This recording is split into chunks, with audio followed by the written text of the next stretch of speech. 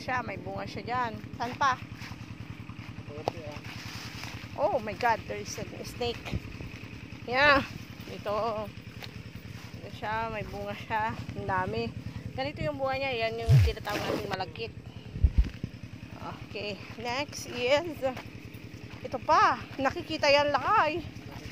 Mamaya kukunin na naman nila. And then, ito pa. Yan, mga bunga ng aming kalabasa. Okay. So, kay gandang tignan. Tignan nga natin yan lakay. Oh, meron pa siya diyan. Okay, ito. Okay, so, yan yung kalabasa.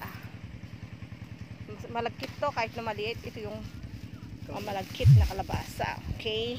Okay. Okay, so sarap-sarap talaga.